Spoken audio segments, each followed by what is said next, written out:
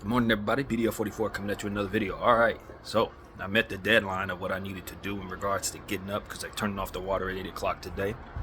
So I had to get up, make my breakfast, do my squat regimen, get the shower in, got it all done. So I'm very pleased about how my morning has started. I'm also pleased with my Los Angeles Lakers. D'Angelo Russell, how well he's been playing. It's been phenomenal. Over the last 8 games, he's been averaging over 20 points. He hit 8 out of 13 threes in the last game. Even against the Clippers, he was shooting on the heater. Ever since he shut down from the media, took whatever time he needed to get his mind right, was reinserted back into the starting lineup. He's been basically an all-star ever since. I don't know what changed. Probably something in his personal life. My guess is something happened in his personal life that made him feel a lot better. And he's in a space where he's ready to roll. I saw DTLF basically have a change of heart, saying he wants to keep D'Lo. And I predicted that many people would probably make a good case for why he should stay. He's an all-star level player in this league, so there's a chance he could sustain this for some time. If not, maybe this be this guy. But the issue ain't never been about whether or not I believe in his talent. This is the talent I knew he had. This is the talent I always knows. I've known he's had the whole time. This is the guy who was in Brooklyn. This is the guy we drafted second overall. This was the guy in Ohio State that made people want to draft him second overall. He has this talent. He is not normal. Okay? When it comes to basketball, he has a very special gift. And so that's not even up for debate. I think in certain situations he could be successful. I think in other situations he will be miserable and will be the guy we saw before he got benched. And that's the issue. I know better than to just say, oh, we're keeping D'Lo now, he's balling. D'Lo is inspired. And what that means is you have to keep him inspired in order for him to play this well. And you don't. I personally don't know what inspires him. It's sort of like Anthony Davis, to be honest with you. And because we have Anthony Davis who has that issue, I can't afford to have people who are not going to stay inspired. I need certain personalities on this team that are going to just always be like this. You understand what I'm saying? And so that's not the reason you move D'Lo. You move him because of the contract.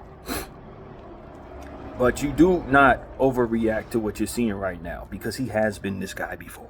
We've seen this before in Brooklyn, a whole season of this. He was fantastic. What ended up happening? I don't know. He was like this in Ohio State. And he was like this right before we traded him the last time we traded him. I think if you can keep D'Lo if you can get DeJounte Murray without giving up D'Lo, I'm with DTLF on that. You know what I mean? I'm not just trading him to be trading him. It's not like I'm trading him because he's inconsistent I'm trading him because that contract is something that otherwise puts us in a position to be at a crossroads that the Lakers do not want to be at. However, he is become increasingly more valuable. And if people are talking about we need to throw stuff in order to move his contract as if he's some type of deficient asset or a player that ultimately we need to get rid of, like Russell Westbrook at $47 million, then I'm not going to do it. I'm going to take my chances with the fork in the road, because that's a lesser of two evils. I would rather, when I say fork in the road, meaning he has an opportunity at the end of the year to either opt into his deal at $17, I believe, $million, or opt out of his deal and force us to overpay him, or outright just walk away and we get him for nothing. We lose him for nothing.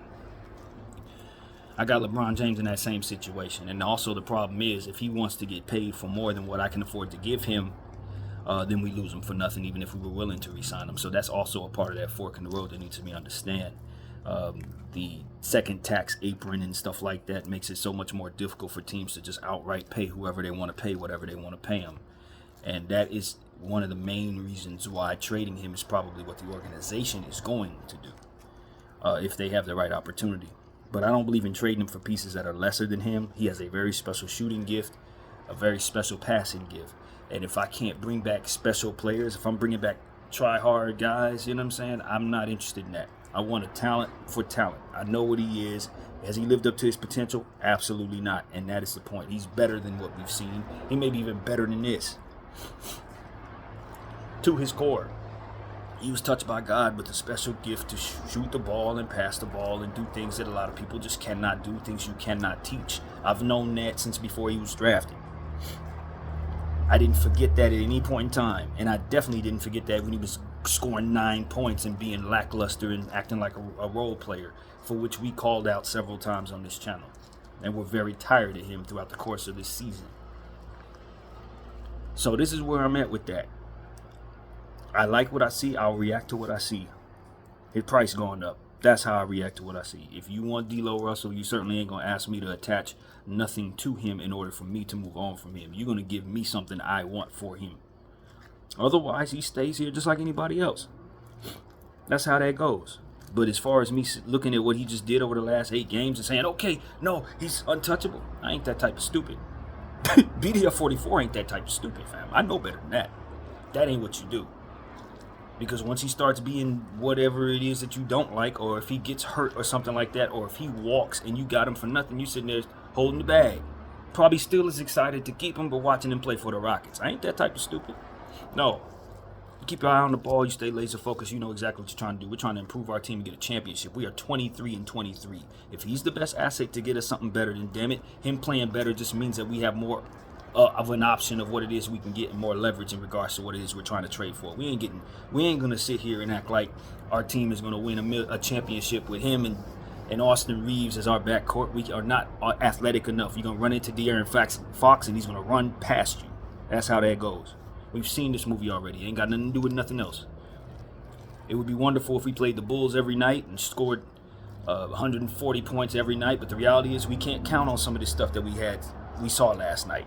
And most importantly, we cannot count on D'Lo to be this guy every night, because his DNA is not to be this guy every night. His DNA is to be this guy right before he's traded. You understand what I'm saying? That's who he's proven himself to be over 8 or 9 years of his damn career. So you having second thoughts about whether or not you should trade him based on him playing well right now, you're not paying attention to the data that he's shown you more than once. He reacts well to the fire being placed upon his bottom when it's time for him to move on from where he don't want to leave from. But when it comes to the playoffs, he's so bad you gotta bench him. So for me, it's like, man, I ain't forgetting none of that. What you want me to do? You show me this, you show me that. I'm gonna see both.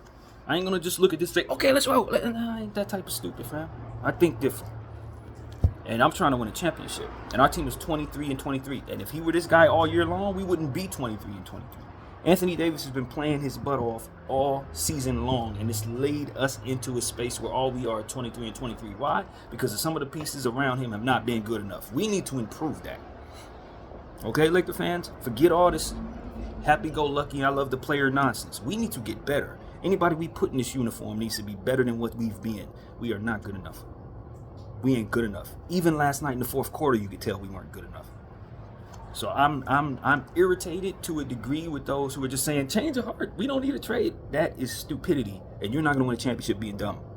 Be smart and assess your assets as you see them ascend in value, and then put them on the trade block and make sure you get back what you should for them so that we can improve this basketball team and be able to guard people like De'Aaron Fox. That is something you need to be able to do.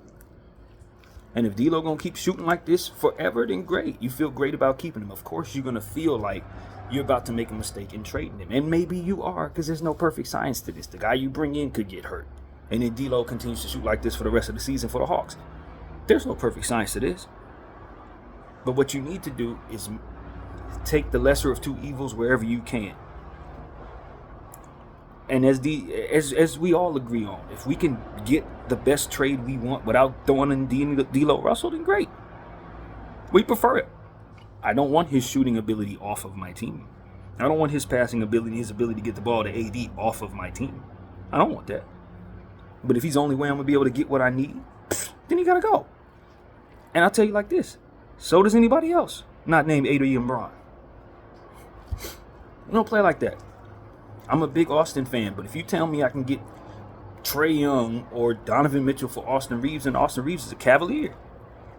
It ain't about the name on the front of the jersey, and it's certainly about what they just did these last 5 minutes. It's about what they're going to do in the playoffs, and will we be good enough to go against the field?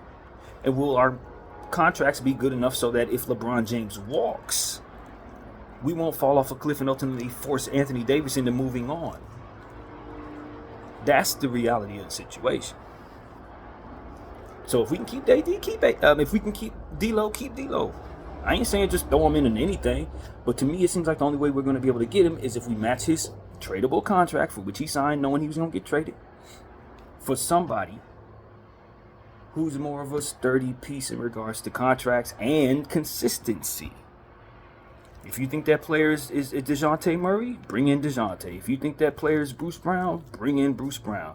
But do understand that if you get it wrong, we ain't going to be happy with that either. Because D'Lo is playing very well. And trading him away when he's hot is not something that most people want to do, if anybody wants to do. But the business of basketball is a real thing. Making sure your contracts make sense for the future, especially with LeBron James in the balance, possibly going to play with his son somewhere else, is a real thing. And you can't afford to just fall in love with a player who's been struggling all year long just because he didn't found his confidence right before you told him he about to lose his job. This is the same reason why I said we need to get Coach Ham, not give him the stability of thinking that his job is safe no matter what. Because if you would have told D'Lo he had no chance of being traded, they don't see this D'Lo. D'Lo ain't going to play like this if he thinks he's going to be safe. He play like this when he's afraid he's going to be traded back to the Wolves or something. Well, the Wolves are good now, but you know what I'm trying to say.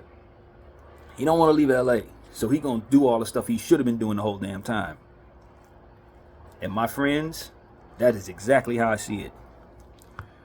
And so I'm not letting that save him per se. Just to say, oh, I got to trade for DeJounte Murray, but I ain't going to pull the trigger if I think DeJounte's the piece. If they really give me DeJounte Murray for D'Lo, then if that's the move I've been trying to make the whole time, we've been waiting for him to play well to do so, I ain't going to say no that he's playing well. Now that he's playing well, I'm going to say no. This is what I've been trying to get them to. I've been wanting them to take this deal the whole time. But because he's playing well at the level we would otherwise want him to be, then I guess I'm supposed to say, God, forget DeJounte Murray and that fantastic contract he's on. I'm keeping him. I'm keeping D'Lo, and I'm gonna take my chances to see if he wants to stay or not. Now, if that was the plan all along, and we just wanted D'Lo to play better, then cool. Follow your plan, but don't deviate from the plan because a guy is starting to play to the level of his potential for a time. You know what I mean? That's just not how you do this. That's not how you succeed. You raise the value on that player, and if they talking about that you need to throw in Max Christie in order to make it happen, you pull Max Christie off the board. That's how you do that. So, hey, man, if you can keep D'Lo, keep D'Lo. If D'Lo wants to make a commitment to the Lakers and have it in writing, talking about he's willing to re-sign with us, then get it in writing. You know what I'm saying? That's how I move. If I can't get it in writing, bro, that's your word is not good enough for me. I done seen the Carlos Boozer with the Cleveland Cavaliers. I learned from that when I was 13 years old. And no player gonna do that to me. You're gonna get that in writing. So if he wants to opt in and he wants to be a Laker, cool, he'll be a Laker. Then we don't have to go through this process because we know we have him at $17 million next season. Other than that, you're at that fork in the road that you're trying to avoid. And him playing better just means you can get away from it even sooner or more so likely at a cost that makes sense to you. Follow the plan, Lakers. That's what I'm saying. Follow the plan. And do understand, if you don't find somebody that can guard SGA and De'Aaron Fox and Tyrese Maxey, you're going home at some point. All these happy Laker fans, they're going to be losers. They ain't winning championship. You need that piece to win a championship.